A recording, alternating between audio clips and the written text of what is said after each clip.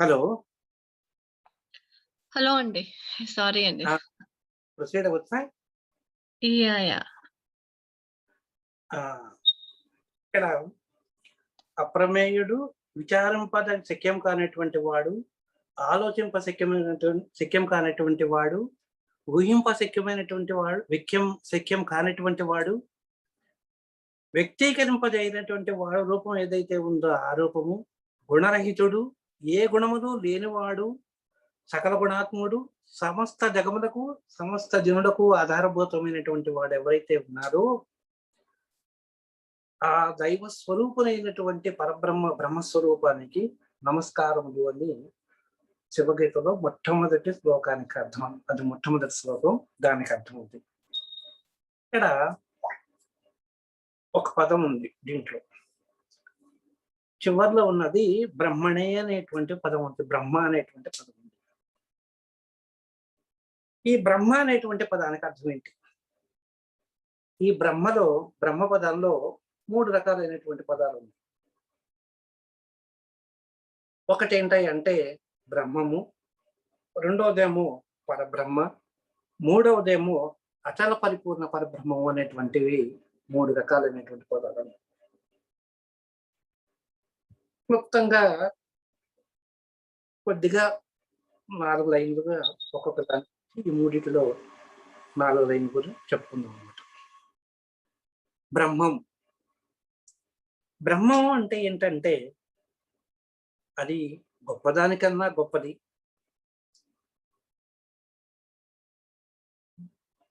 దానికన్నా ఇంకొకటి లేదు, దానికి సరితూగేటువంటిది లేదన్నమాట. అలాగే అన్నిటికీ కారణమైనటువంటిది, సకల అంటే సర్వకారణమైనటువంటిది, సర్వానికి ఆధారభూతమైనటువంటిది, మరియు సృష్టిలో వ్యాపించి ఉన్నటువంటిది, మళ్ళీ సచ్చిదానంద స్వరూపమైనటువంటిది ఏదైతే ఉన్నదో, అంతేకాక ప్రతి జీవిలోనూ నేను అనేటువంటి భావనకి కారణభూతం ఏదైతే అవుతుందో అది సృష్టికి ముందు నిర్గుణ రూపంగాను, ఏ బ్రహ్మ సంకల్పం ఏ సంకల్పాన్ని ఎవరి సంకల్పాన్ని అనుసరించి సృష్టి స్థితి లయాలు జరుగుతున్నాయో మళ్ళీ ఆ సృష్టి లయాలు జరిగిన తర్వాత ఈ ప్రపంచం అంతా కూడా ప్రళయకాలం సంభవించినప్పుడు ఎవరిలో లయమవుతున్నదో దాన్నే మనం బ్రహ్మము అని పిలవటానికి బ్రహ్మము అని పిలువబడుతున్నాం అన్నమాట. అంటే ఏంటన్నమాట, అంతకన్నా సుప్రీం లేదు, గొప్పదో గొప్ప అన్నమాట. నేనే గొప్ప అనుకుంటే నాకన్నా గొప్పవాడు ఇంకొకడు ఉంటాడు. అలాగే అందరికన్నా గొప్పవాడు అనమాట. గొప్పలో గొప్ప, అందరికన్నా గొప్పవాడు, అంతకన్నా ఇంకొక వేరేటువంటి వాడు ఎవరు లేరు అనేటువంటి గుణములు కలిగినటువంటి వాడు బ్రహ్మ స్వరూపుడు అని పిలువబడతాడు అన్నమాట. ఇక ఎప్పుడైతే మనకి సృష్టి లయం కలుగుతుందో, సృష్టి సంకల్పం సృష్టి చేయాలి అనుకున్నప్పుడు ఎవరి సంకల్పం వల్ల సృష్టి జరుగుతుందో అని చెప్పాము మనం. అంటే అక్కడ ఏంటన్నమాట, సంకల్పం అనేటువంటిది ఒక పదం వస్తుంది. ఇక ఈ బ్రహ్మ పదార్థంలో కలిగినటువంటి సంకల్పం ఎప్పుడైతే అది నిర్వికల్పం అవుతుందో, ఆ సంకల్పం అనేటువంటిది లేకుండా పోతుందో, అట్టి బ్రహ్మాన్నే మనం పరబ్రహ్మ స్వరూపం అని మనం అంటాం. అంటే ఏంటన్నమాట, బ్రహ్మం అని మనకు ఎప్పుడు కలుగుతుంది? పరబ్రహ్మ స్వరూపం సృష్టి చేయాలి అని అనుకున్నప్పుడు, అంటే క్రియేషన్ చేయాలి అని అనుకున్నప్పుడు కలిగేటువంటి పదార్థ భావనే బ్రహ్మభావన. కానీ నిర్వికల్పము అంటే సంకల్పం లేనటువంటిది ఎప్పుడు ఉంటుంది? అది సృష్టికి ముందు ఉంటుంది. ఆ సృష్టికి ముందు ఉండేటువంటి ఆ బ్రహ్మస్వరూపాన్ని ఏదైతే ఉన్నదో దాన్నే మనం పరబ్రహ్మ స్వరూపంగా భావించవచ్చు అనమాట. అంటే పరబ్రహ్మ స్వరూపానికి సంకల్పాలు ఉండవు. ఎప్పుడు కూడా సంకల్పాలు ఉండవు. ఆయనకు ఉండేటువంటివి కూడా నిర్వికల్ప స్వభావం అనమాట. ఆయనకి సృష్టికి ముందున్నటువంటి బ్రహ్మని మనం అది అవ్యక్తం అనమాట. వ్యక్తం చెయ్యలేము. బ్రహ్మస్వరూపాన్ని ఇదిగో ఈయన క్రియేషన్ చేస్తున్నాడు కాబట్టి ఈయన క్రియేటర్ అని మనం చెప్పగలం కానీ అంతకు ముందున్నటువంటి ఆయనకి అవ్యక్తుడు అనమాట ఆయన. అదే పరబ్రహ్మ, ఆయనే పరబ్రహ్మ స్వరూపుడు. ఆయనే సత్యము. అంటే ఎప్పుడు కూడా సర్వకాల సర్వావస్థల్లోనూ ఉండేటువంటి వాడు ఆయనే, పరబ్రహ్మ స్వరూపుడే.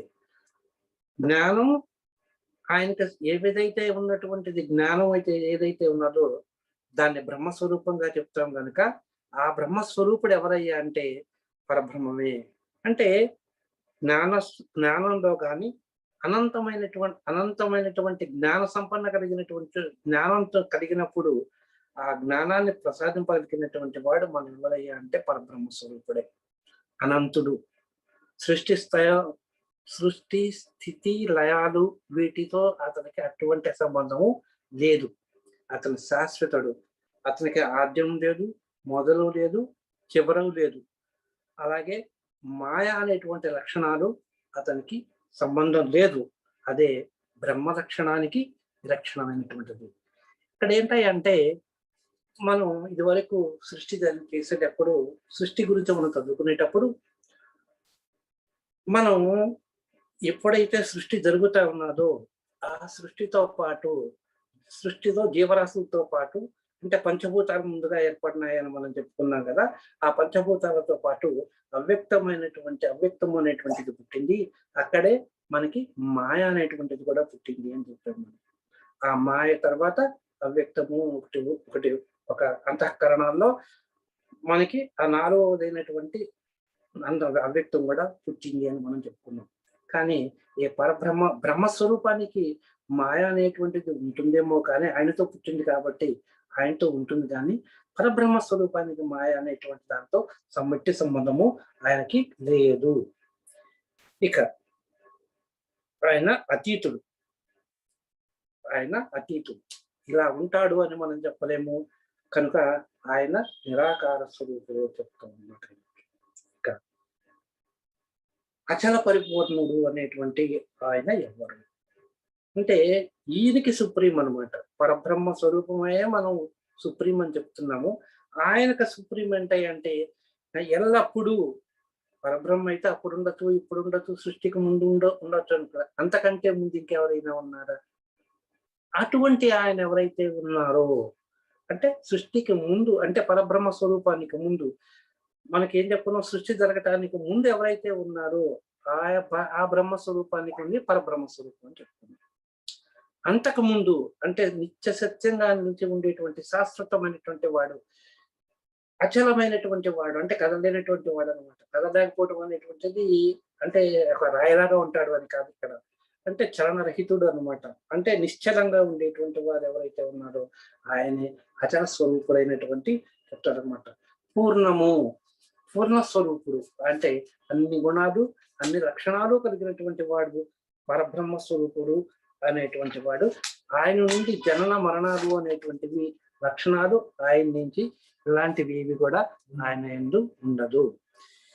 ఈ అచలానికి మూలాలంటూ దేశకాలంతో కానీ వాటితో కానీ ఎటువంటి దానికి సంబంధం లేదు. నిరాకారమైనటువంటి రూపం అది. ఇదే అచల స్వరూపం అనేటువంటి మనం చెప్పుకున్నాం. ఇది పరబ్రహ్మ స్వరూపం.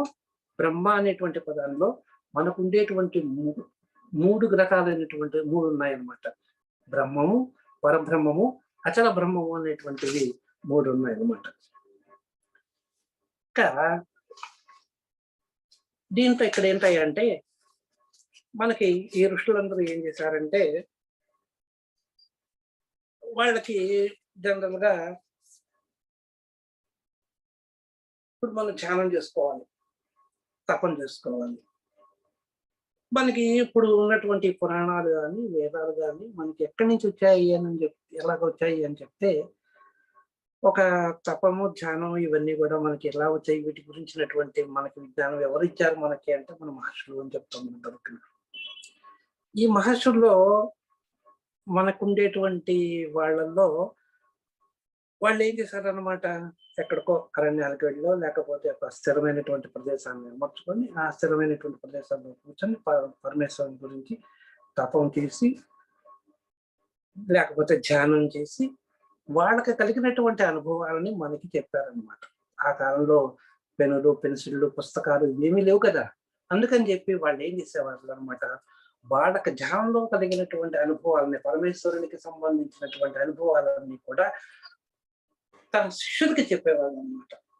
ఆ శిష్యుడికి చెప్పేటప్పుడు ఆహ్, ఎవరినైతే మనం ఎవరినైతే ధ్యానం చేస్తున్నారో, ఆ ధ్యాన పురుషుని యొక్క అంటే ఆ ధ్యాన దేవత యొక్క వివరాలన్నీ కూడా, ఆ జ్ఞానం అంతా కూడా మనకి హ్మ్, వాక్ రూపంలో మనకి అందించారనమాట. అంటే అది వాళ్ళ శిష్యులకి చెప్పారు. అలా ఆయన ఇంకొక ఆయనకి చెప్పుకుంటూ వచ్చారనమాట. ఇలా జరుగుతూ వచ్చినటువంటిది. అలాగే వేదాలు, ఉపనిషత్తులు ఇవన్నీ కూడా ఏంటనమాట, అలా జరిగినవే అనమాట. ఒకటి నుంచి ఒకడికి. ఆ తర్వాత కాలంలో ఆకులు తాటాకుని దాని మీద గంటంతో రాయటం ఇలాంటివన్నీ కూడా జరిగినాయన్నమాట. ఆ తర్వాత కాలంలో పెన్సిళ్ళు, పెన్నులు, పుస్తకాలు, పేపర్లు ఇవన్నీ కూడా మనకి వచ్చాయి. ఇప్పుడన్నీ అది కూడా పోయింది. ఇప్పుడన్నీ కంప్యూటరైజ్డ్. ఇలా అంటే కాలం గడుస్తున్న కొద్దీ దాని యొక్క మార్పులనేటువంటివి సంభవిస్తున్నాయి. సం మార్పులనేటువంటివి సంభవిస్తున్నాయన్నమాట. ఈ కాలం ఇప్పుడు ఏం చేశారన్నమాట, పూర్వకాలంలో మనకి అరణ్యాల్లో వెళ్ళి తపస్సు చేసుకునేటప్పుడు ఇదేం చేశారంటే, మనకి తపోవన వాటిని మహర్షులు ఒక స్వచ్ఛమైనటువంటి ప్రదేశాన్ని ఎన్నుకొని, అంటే తన తపస్సుకే అనుకూలంగా ఉండేటువంటి ప్రదేశాన్ని ఎన్నుకొని, ఆ ప్రదేశంలో మనం తపస్సు చేసేవాళ్ళనమాట. ఈ తపోవనాలు మనకి 9 ఉన్నాయన్నమాట. మనకి. దాంట్లో వాటి పేర్లు ఏంటాయంటే దండకారణ్యము, సైంధవారణ్యము, జంబుకారణ్యము, నైమిసారణ్యము, పుష్కరారణ్యము, ఉత్పలారణ్యము, బదరికారణ్యము, జంగలారణ్యము, అరుకుత్తరారణ్యము అనేటువంటివి 9 రకాలైనటువంటి తపోవనాలు ఉన్నాయన్నమాట. ఈ తపోవనాల్లో కల్లా నైమిసారణ్యము మహా ప్రసిద్ధిగాంచిందనమాట. ఈ నైమిసారణ్యము హిమాలయ పర్వత ప్రాంతాల్లో మనకి ఉన్నది. ఈ అక్కడికి ఏంటంటే మహర్షులందరూ కూడా అక్కడ ఆ నైమిసారణ్యంలో కూర్చొని తపస్సు చేసుకుంటూ, యజ్ఞయాగాదులు చేసుకుంటూ అక్కడ కాలం గడుపుతూ ఉండేవాళ్ళు అనమాట. నేను ఏదైనా ఒక పురాణం చెప్తున్నప్పుడు ఎక్కువగా మనకు కనిపించేది ఎవరై అంటే ఫలానా ఆయన అంటే ఒక ఆయన వచ్చి ఒక మహర్షి వచ్చాడు, ఆయన ఈ విధంగా చెప్పాడు మనకి అని జనం చెప్తూ ఉంటారు అనమాట. అలాంటి వాళ్ళల్లో ఎవరు అంటే సూత మహాముని అనేటువంటి ఒక ఆయన ఉన్నారనమాట. ఆయన మనకి ఎక్కువగా ఈ ఆయన పౌరాణికుడు అనమాట. ఆయన ఏం చేశాడనమాట, ఆయన పురాణంలో వేదాలు, పురాణాలు అన్నీ కూడా ఇతిహాసాలు ఇవన్నీ కూడా అధ్యయనం చేశాడనమాట. అధ్యయనం చేసి ఆయన అందించినటువంటి ఆ పురాణాలని ఆ జ్ఞానం ఏదైతే ఉన్నదో, వేద జ్ఞానం అనుకోండి, పురాణ జ్ఞానం అనుకోండి, అవన్నీ కూడా మనకి అక్కడ ఉన్న మునీశ్వరులందరికీ కూడా చెప్పేవాళ్ళు అనమాట. ఇక ఈ సూత మహాముని యాక్చువల్‌గా ఆయన పేరు సూతుడు కాదు. ఆయన పేరు రోమహర్షుడు అనేటువంటి వాడు అనమాట. రోమహర్షణుడు అని ఆయన పేరు అనమాట. రోమహర్షణుడు అంటే ఏంటనమాట, ఆయన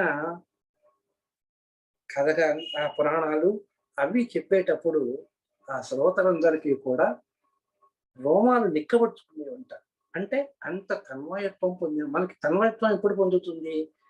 ఇప్పుడు సపోజ్ మనం ఏదైనా కానీ ముఖ్యంగా ఆధ్యాత్మిక విషయాల్లో మనకి వెళ్ళినప్పుడు ఒక రకమైనటువంటి ఏదైనా పూజ చేసుకున్నప్పుడు కానీ, లేకపోతే ఒక తీర్థయాత్రకు వెళ్ళి ఒక టెంపుల్‌కి వెళ్ళినప్పుడు గానీ, కొన్ని కొన్ని జపం చేసుకున్న కొన్ని కొన్ని కొన్ని కొన్ని పుణ్యక్షేత్రాలు దర్శించినప్పుడు గానీ, కొన్ని కొన్ని దైవ సంబంధమైనటువంటి కథలు విన్నప్పుడు గానీ, లేకపోతే మనం ఒక దైవ కార్యాలు చేస్తున్నప్పుడు గానీ, మనకి తెలియకుండానే మనం ఒక రకమైనటువంటి అనుభూతిని పొందుతాం.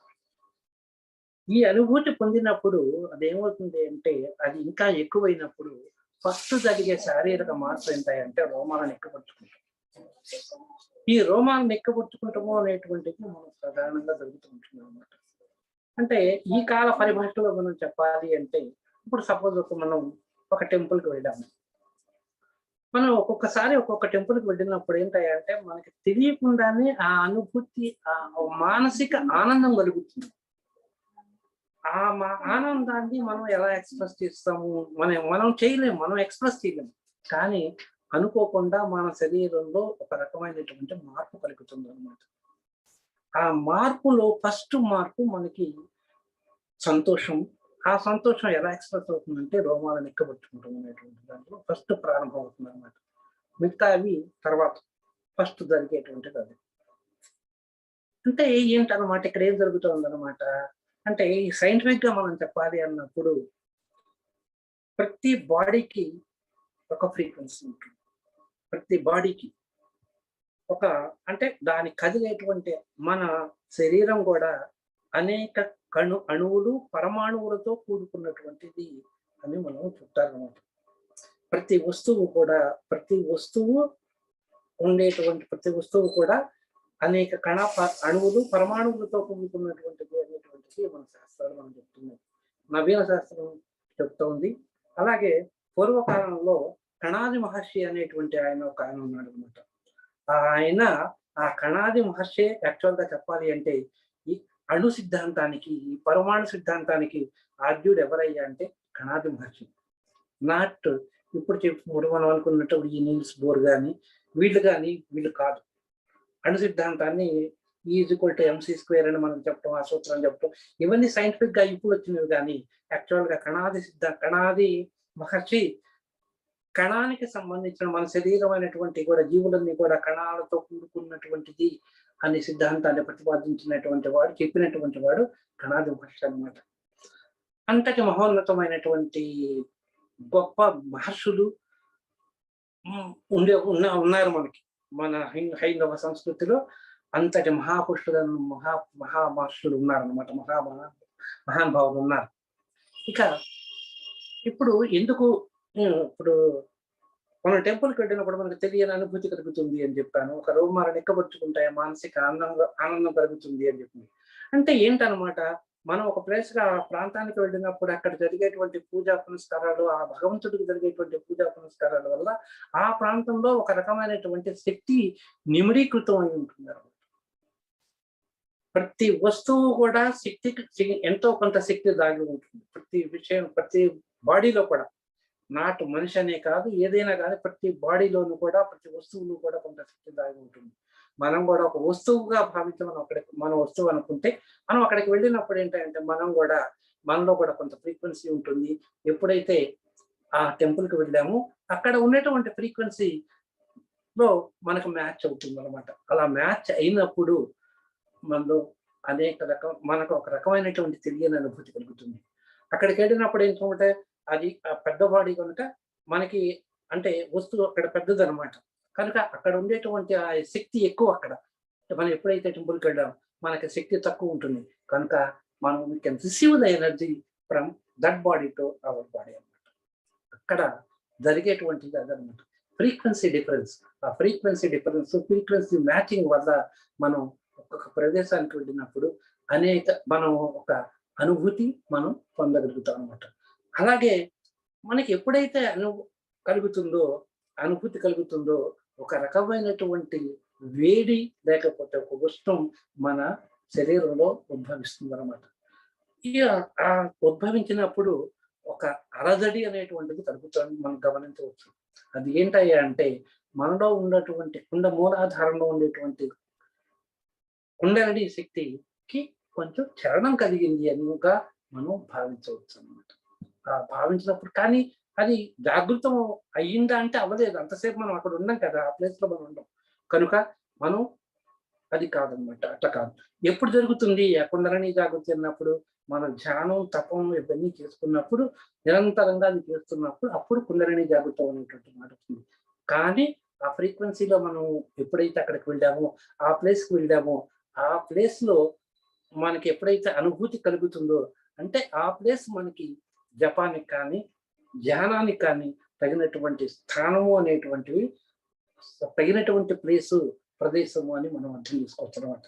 జనరల్‌గా జపానికి, తపానికి, ధ్యానానికి ఇవన్నిటికి కూడా సరైన ప్లేస్‌లు ఏంటయ్యా అంటే దేవాలయాలు గాని, నదీ తీరాల్లో గాని, లేకపోతే సముద్ర తీరాల్లో గాని, పర్వత ప్రాంతాల్లో గాని, ఆహ్, స్వగృహంలో కానీ మనం వీటన్ని ఈ ప్లేస్‌లే మనకి జపానికి కానీ, ధ్యానానికి కానీ తగినటువంటి ప్రదేశాలనమాట. అందుకనే ఇదివరకు మహర్షులందరూ కూడా తాము తాము చేసేటువంటి జపం, తపం, ధ్యానానికి ఇవన్నీ కూడా ఏ ప్రదేశంలో మనకి ఆహ్, ఆహ్, సూట్ అవుతుంది అనేటువంటిది పరిశీలించుకుంటూ వాళ్ళు వెళ్ళి ఆ ప్రదేశంలో కూర్చొని మనకి ధ్యానం తీసుకొని వాళ్ళు తపోనిష్ఠులై ఎక్కువ కాలం తపస్సు చేసేవాళ్ళనమాట. అలాంటి ప్రదేశాల్లో ఒక ప్రదేశం నైమిసారణ్య ప్రదేశం. ఈ నైమిసారణ్యంలో ఇప్పుడు నేను చెప్పినట్టు సూత మహర్షి, ఇతని అసలు పేరు రోమశుడు అని చెప్పాము. ఈయన్ని మహర్షణుడు అని కూడా అని అంటారనమాట. ఈయన ఈయన ఏం చేశారంటే పూర్వకాలంలో సౌనకాది మహాముషులు అనేటువంటి వాళ్ళు, వీళ్ళందరూ కూడా సౌనిక మహర్షి యొక్క కుమారుడు, తండ్రి పేరు శునక మహర్షి అనమాట. ఈ శునక మహర్షి సౌనిక మహర్షి యొక్క తండ్రి అనమాట. సౌనిక అని యొక్క మహర్షి యొక్క తండ్రి అనమాట. ఈ బాల్యంలో ఆయన ఏం చేశారంటే సౌనిక మహర్షి తన యొక్క తండ్రి దగ్గర తల్లిదండ్రుల యొక్క అనుమతి పొంది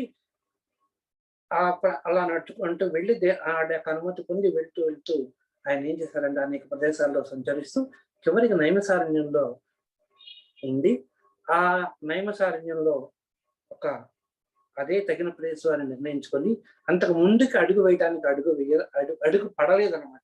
కనుక దాంతో ఆ నైమిసారణ్యమే ఆయనకి తగినటువంటి ప్రదేశము అని ఎంచుకొని అక్కడ ఉండి ఆ కొంతమంది యొక్క శిష్యుల్ని ఆ దగ్గర ఉండేటువంటి మాస్టర్లందరినీ కూడా శిష్యుల్ని తయారు చేసి ఆ శిష్యుల యొక్క సహకారంతో ఆయన వాళ్ళకి వేదాంగాలని, వేదాంగాల విద్యల్ని, యజ్ఞ కార్యక్రమాలు అవన్నీ కూడా ఎలా చేయాలి అనేటువంటిది చెప్తూ తాను ఆచరిస్తూ అక్కడ ఉన్నాడు అనమాట.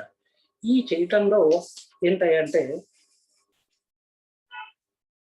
ఈయనకి ఈ సౌనిక మహాముష్టిలు ఏం చేశారనమాట, ఆయనకి ఇంకొక కొడుకున్నాడు అనమాట. ఆయన శ్రవుడు అనమాట ఆయన పేరు. ఆయన కూడా మంచి పౌరాణిక కథలు అనేటువంటివి చెప్పగలిగిన వాడే. ఈయన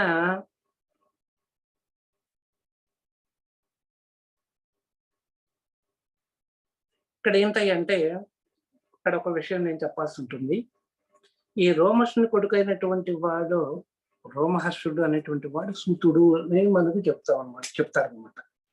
ఇక్కడ సూతుడు అనేటువంటి పదానికి అర్థం ఏంటంటే రథకుడు అనేటువంటి అర్థం అనమాట. అంటే రథాలు తోడేటువంటి వాడు అనేటువంటి. ఇంకొక అర్థం ఏంటంటే వర్ణ సంకరణ జరిగినప్పుడు జరిగేటువంటి పుట్టినవాడు అని ఇంకొక అర్థం ఉన్నది అనమాట. సూతుడు అనే పదానికి అర్థం అనమాట. ఇలా వర్ణ సంకరణ జరిగినటువంటి పుట్టిన వాళ్ళలో 9 రకాలైనటువంటి వాళ్ళు ఉన్నారు. వాళ్ళల్లో కర్ణుడు, అంబష్టుడు, ఉగ్రుడు, మగధుడు, మహిష్యుడు, క్షిప్తసూర్యుడు, సూతుడు, వైదేహికుడు, రథకుడు, పారశవుడు, చండాలుడు అనేటువంటి వాళ్ళు 9 రకాలుగా ఈ సూతులు అనేటువంటి వాళ్ళు ఉంటారు. అంటే ఏంటన్నమాట, వర్ణ సంకరంగా పుట్టిన వాళ్ళు ఎవరు ఏ ఎవరి కులానికి తండ్రి పట్టిన కులానికి ఆ, వీళ్ళు తల్లి యొక్క కులానికి అలా సంబంధించి పుట్టిన వాళ్ళు ఎవరు ఎవరు ఏంటి అనేటువంటివి రకాల గురించి 11 రకాలుగా వాళ్ళు ఉన్నారనమాట. కనుక అది ఏంటి అనేటువంటి ప్రస్తుతానికి నేను చెప్పట్లేదు, సమయానుకూలంగా దాని వివరణ ఇస్తాను ఇప్పుడు. ఇప్పటికేంటంటే వాళ్ళ 11 రకాలైనటువంటి వాళ్ళు ఉన్నారు. వాళ్ళలో సూతుడు అనేటువంటి సూతుడు ఒకడు అని మనం చెప్పుకోవాలన్నమాట. ఆయన అసలు పేరు ఏంటంటే రోమహర్షుడు అని మనం చెప్పుకున్నాం అనమాట. ఇక పూర్వకాలంలో ఎట్లా ఉండేదంటే వేదాల అధ్యయనం చేయటం కానీ, లేకపోతే వాటి గురించినటువంటి జ్ఞానాన్ని వినటం కానీ ఓన్లీ బ్రాహ్మణులకే అధికారం ఉన్నది అనేటి భావన కలిగి ఉండేటువంటి వాళ్ళు అనమాట. కానీ ఇలా బ్రాహ్మణేతరుడికి వేదాలు వినటం కానీ, వేదాలు అభ్యసించటం కానీ అలాంటి దానికి అర్హత అనేటువంటిది లేదనమాట. కానీ ఇక్కడ ఏం జరిగిందంటే సౌనిక మహర్షుడు ఆయన శుద్ధ బ్రాహ్మణ వంశానికి చెందినటువంటి వాడు. ఆయన ఏం చేశాడంటే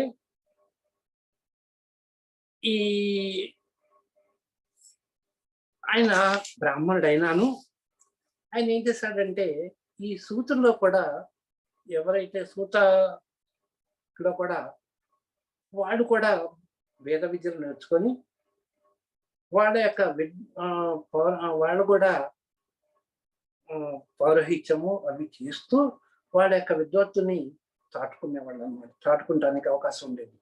కానీ వాళ్ళు ఏం చేశారంటే సౌనక మహర్షి వాళ్ళ యొక్క బ్రహ్మ జ్ఞానాన్ని గుర్తించి, వాళ్ళలో ఉండేటువంటి బ్రహ్మ జ్ఞానాన్ని గుర్తించి ఆయన ఈయనకి సౌత మహామునికి అవకాశం ఇచ్చాడనమాట. ఎప్పుడు కూడా ఈయనకి నువ్వు పౌరాణిక గాథలను నువ్వు చెప్పవచ్చును, మాకు కూడా చెప్పవచ్చును అని వాళ్ళకి అవకాశం ఇచ్చాడనమాట. కనుక ఇలాంటి అవకాశం అనేటువంటి అందులో ఇంకేంటి, ఎవరైతే బ్రాహ్మణేతరులకి దత్తత స్వీకారాధికారం కూడా వాళ్ళకి ఉండేది కాదనమాట ఆ రోజుల్లో. ఎందుకు ఉండేది కాదు అంటే ఆ దత్త స్వీకారం చేసేటప్పుడు కొడుకుల దగ్గర వంశవృద్ధి కోసం అనేటువంటిది కోసం కొడుకుల్ని దత్తత తీసుకుందాము అనుకుంటే, ఎవరినైనా అబ్బాయిని దత్తత తీసుకుందాము అనుకుంటే వాళ్ళకి ఆ అధికారం కూడా ఉండేది కాదనమాట. ఎందుకంటే వాళ్ళు వేద మంత్రాలని వింటారు కాబట్టి కనుక వాళ్ళకి అధికారం లేదు అని చెప్పేవాళ్ళు అనమాట. కానీ ఈ సౌనక మహర్షి ఏం చేశారంటే సౌనక స్మృతి అనేటువంటి ఒక గ్రంథాన్ని రచించి దాంట్లో బ్రాహ్మణేతరులకు కూడా ఈ అవకాశాన్ని కల్పించడం అనమాట. దాంట్లో అవకాశాన్ని కల్పిస్తూ అందరి చేత ఆమోదయోగ్యం చేయబడినట్టుగా దాంట్లో చెప్పబడిందన్నమాట. కనుక ఆ ప్రకారంగా బ్రాహ్మణేతరులు కూడా వేదాలను వినవచ్చును, వేదాలు చదవవచ్చును అనేటువంటి భావన దాంట్లో వ్యక్తమవుతుంది అనమాట. అందుచేతనే ఈ సౌనకాది మహామహర్షులు ఏం చేశారంటే ఒకసారి సత్రయాగం అనేటువంటిది చేశారనమాట. ఆ సత్రయాగం దాదాపు 1000 సంవత్సరాల పైగా జరుగుతుంది అనమాట. ఇది జరిగేటప్పుడు ఏంటంటే కంటిన్యూస్ గా అంత జరుగుతూ ఉండవు కాదు కదా, కొంత దినంలో కొంత భాగం మాత్రమే జరుగుతూ ఉంటుంది అనమాట. ఈ జరిగేటువంటి టైంలో మిగతా ఖాళీగా ఉన్నటువంటి ప్రదేశాలు టైంలో వీళ్ళు ఏం చేసేవాళ్ళు అనమాట, ఒక పురాణ కాలక్షేపం, పురాణాలు కానీ వేదాలు కానీ ఎవరైనా చెప్తే వాళ్ళు వినేవాళ్ళు అనమాట. అంతకు ముందు కాలంలో ఓన్లీ బ్రాహ్మణులు మాత్రమే అలాంటి పని చేసేవాళ్ళు. కానీ వాళ్ళకి అక్కడ సమయాభావం వల్ల కానీ అవి ఒక్కొక్కసారి చేయలేకపోయేవాళ్ళు అనమాట. అందుచేత ఈ సౌనక మహర్షి ఏం చేశారనమాట, ఈ సూతుడికి అవకాశం ఇచ్చాడనమాట. ఆయన గొప్ప పౌరాణికుడు అనమాట. అంటే పౌరాణికుడు అంటే పురాణాలను చెప్పి శ్రోతల్ని రంజింప చేయటంలో ఆయన తిట్టనమాట. అందుచేత ఆయన చేత ఆ పురాణాలు చెప్పించేవాడు అనమాట. అందుకనే ఎప్పుడైతే ఆ అవకాశాన్ని ఇప్పించాడో, ఆ పెద్దలందరూ కూడా అవకాశం తనకి ఇచ్చారో, తన విద్వత్తును ప్రదర్శించుకుంటానికి అవకాశం కల్పించారు అని చెప్పి కృతజ్ఞతాభావంగా ఆయన ఏం చెప్తారంటే, నాకు సూతుడనైన నాకు ఈ అవకాశం కల్పించినందుకు మీకందరకు ధన్యవాదములు అని చెప్తాడనమాట ఆయన. ఇక అని బృహన్నారదీయము అనేటువంటి గ్రంథంలో నేను ధన్యుడినైనాను అని చెప్పాడు సూతుడు అని చెప్పి బృహన్నారదీయము అనేటువంటి ఒక గ్రంథంలో చెప్పటం జరిగిందనమాట. పురాణము పురాణము అంటే అర్థం ఏంటి? ఈ పురాణము అంటే అర్థం ఏంటి అంటే, ఏ పూర్వకాలంలో జరిగినటువంటి, అంటే అంతకు ముందు కాలంలో జరిగినటువంటి విషయాలని, ప్రాచీన కాలంలో జరిగినటువంటి విషయాలని ఒక కథల రూపంలో కానీ చెప్పగలిగినటువంటిది చెప్పదే పురాణము అని చెప్తారనమాట. ఈ పాణిని అనేటువంటి ఆయన పురాణం అంటే ఏం చెప్పారంటే, ప్రాచీన కాలంలో జరిగిందే పురాణము అని ఆయన చెప్పాడు. వాయు పురాణంలో ఏం చెప్పారంటే, ప్రాచీన కాలంలో జీవించి ఉన్న దానిని, అక్కడ ఉన్నటువంటి ఏవైతే విషయాలు జరిగాయో అది ఇప్పుడు చెప్తున్నాము అనేటువంటిది ఆయన చెప్పారు.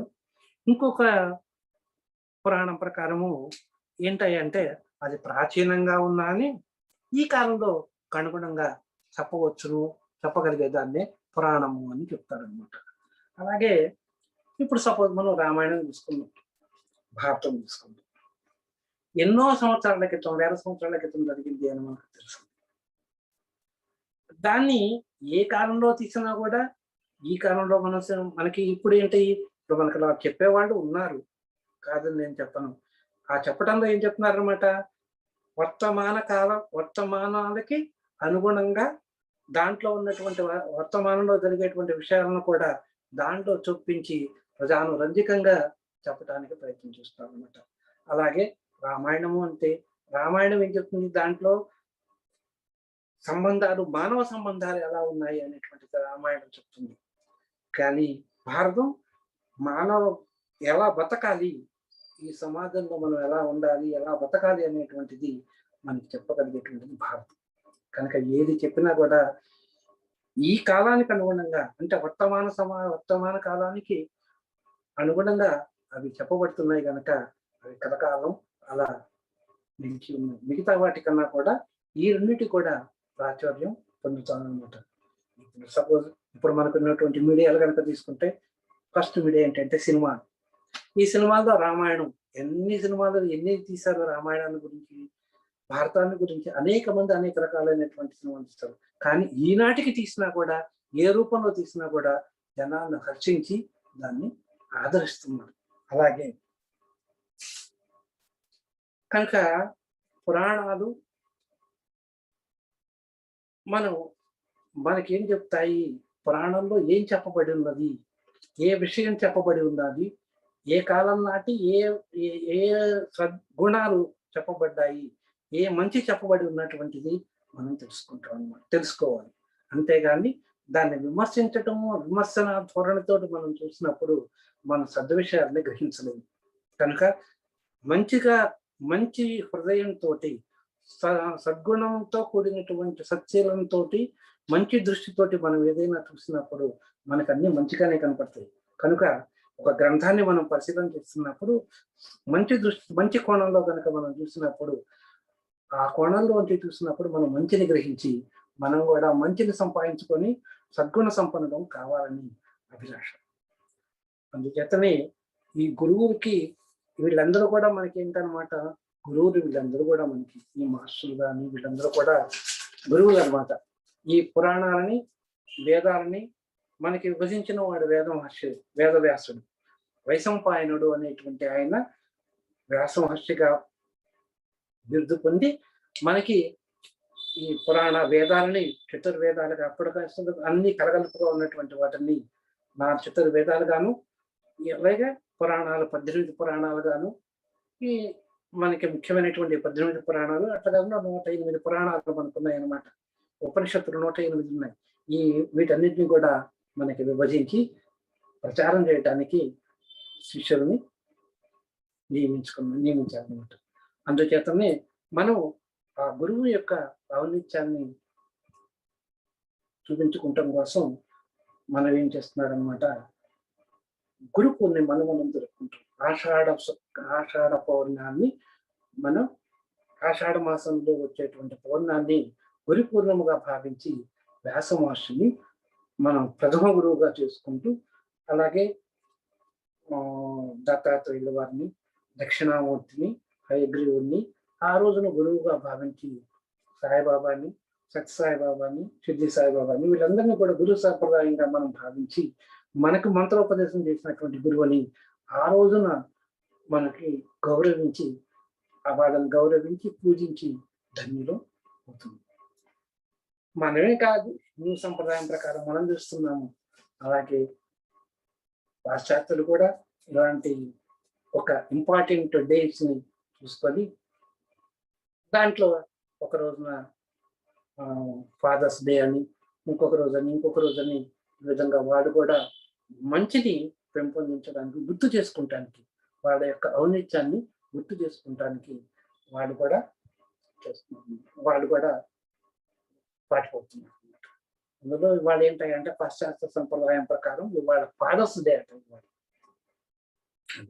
కనుక అది మనకు పక్కన పెట్టిన ఇప్పుడున్నటువంటి ఇదేంటంటే హిందూ సంప్రదాయం ప్రకారం గురువు మనకు చదువుకుంటున్నది గురువు యొక్క సంప్రదాయం కనుక గురు సంప్రదాయం ప్రకారం గురువుని గౌరవించటం, గురువుని యొక్క ఔన్నిత్యాన్ని మనం గుర్తించి వాళ్ళ యొక్క అడుగుదాడల్లో నడిచి ధన్యులం కావాలి అనేటువంటిది నా ప్రార్థన.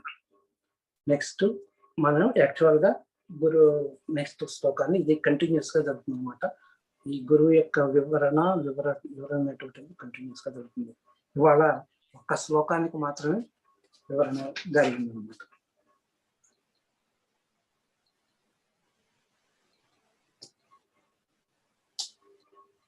ఎవరికైనా క్వశ్చన్స్ ఉన్నాయండి?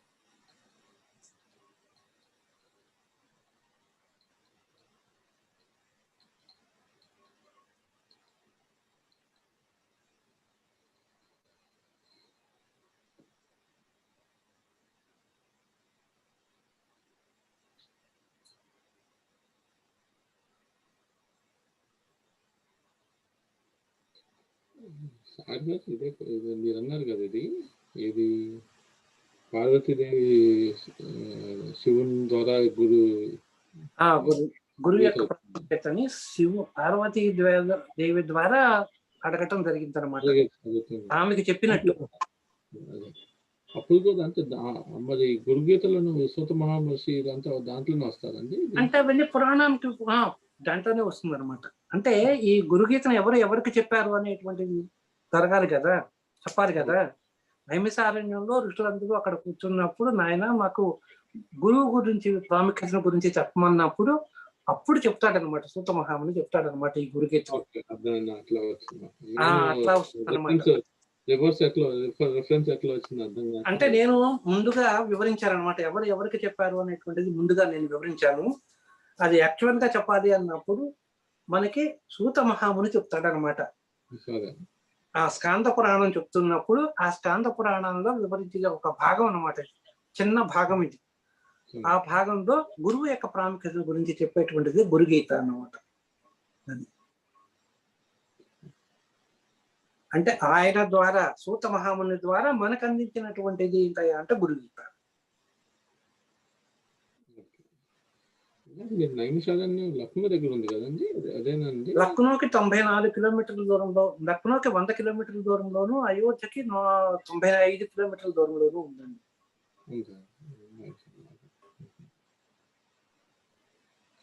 దాదాపు 4.5 hours పడుతుంది అక్కడి నుంచి. అదే గోరఖ్పూర్ నుంచి అయితే 2.5 hours 3 hours పడుతుంది.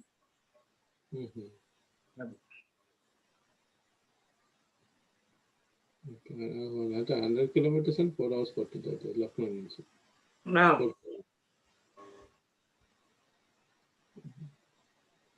ఇంకా మీరు చెప్పిన అరణ్యాలు మన శ్రీశైలం రాదండి? శ్రీశైలంలో ఉన్నాయి కానీ ఇక్కడ మొత్తం 9 రకాలైనటువంటి ప్లేసెస్ ఉన్నాయండి. దండకారణ్యం అని అవన్నీ ఇవన్నీ మొత్తము 9 ప్లేస్లు అనమాట. అవన్నీ ఏంటాయంటే అరణ్య ప్రాంతాలు అనమాట. అవన్నీ కూడా యాక్చువల్గా చెప్పాలంటే. ఆ అరణ్యం ఎక్కువగా ఏంటాయంటే మహర్షులందరూ కూడా తమకు డిస్టర్బెన్స్ కలగకూడదు అని చెప్పి అరణ్యాలకు వెళ్ళి అక్కడ కొండకు అక్కడ ఆ పర్వత ప్రాంతంలో మనకి ఆ కూర్చొని వాళ్ళు నిశ్చలంగా ఒక్కళ్ళే ఉండి ఒంటరిగా ఉండి తపస్సు చేసేవాళ్ళు అనమాట. మనకి గౌహతి దగ్గర గౌహతి అవుట్స్కట్స్ లో వశిష్ఠాశ్రమం ఉందన్నమాట. అక్కడ నుంచే కొంచెం లోపలికి వెళ్తే అడవిలోకి వెళ్తే విశ్వామిత్రుడు తపస్సు చేసినటువంటి ప్లేస్ అనేటువంటిది ఒకటి ఉంటుంది అనమాట. మనకి లోపలికి నడవాలి. అది యాక్చువల్గా చెప్పాలంటే అరణ్య ప్రాంతం అది. ఆ లోపలికి నడిచి వెళ్తే ఆ లోపలికి వెళ్ళినప్పుడు అక్కడ ఒక కొండ శిఖరం మీద అంటే దాదాపు పైన అనమాట, కొండ పైన అక్కడ కూర్చొని విశ్వామిత్రుడు తపస్సు చేశాడు అని చెప్పి చెప్తారన్నమాట. అది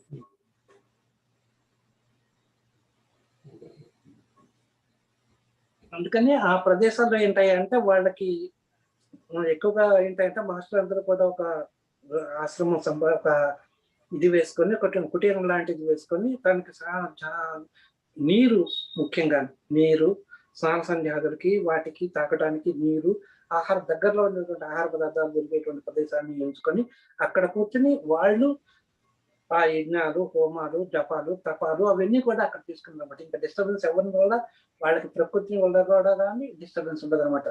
ఎందుకంటే అక్కడ ఉన్నటువంటి ప్రదేశాలు ఇప్పుడు నైమిసారణ్యం ఉన్నది, దగ్గరలో హిమాలయ పర్వతాలు, ఆ ప్రకృతి సౌందర్యం కూడా ఆరాధిస్తూ ప్రకృతి కూడా దైవ స్వరూపం కనుక ప్రకృతి కూడా మనకి వాళ్ళకి ఆ తపస్సుకి సహకరిస్తుంది అనమాట. ఎప్పుడైతే మనం ప్రకృతిని చూసి పులకిస్తామో ఆ ప్రకృతి కూడా పరబ్రహ్మ స్వరూపం కనుక ఆ ప్రకృతి కూడా మనకి సహకరిస్తుంది అనమాట. మనం ప్రకృతిని చూసి మనం ఎలా పులకరిస్తామో ఆ ప్రకృతి కూడా మనకు సహకరించి మనం చేసేటువంటి పనులకి సకార్యంగా సఫలీకృతం అయ్యేట్టు చూస్తుంది అనమాట. అందుకనే మనం ధ్యానం చేసేటప్పుడు కానీ ఇవి కానీ ఒక మంచి ప్లేస్ ని ఎన్నుకుంటాము అంటే దానిలో అంతరార్థం ఉందన్నమాట.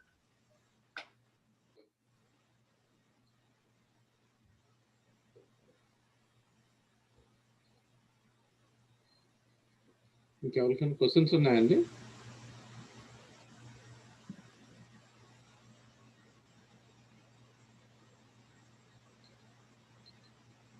అన్మ్యూట్ చేసుకుని అడగచ్చు.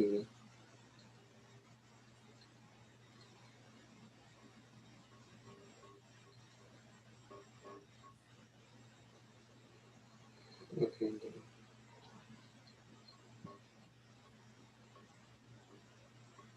సరే అండి, సరే స్వస్తి పడతా.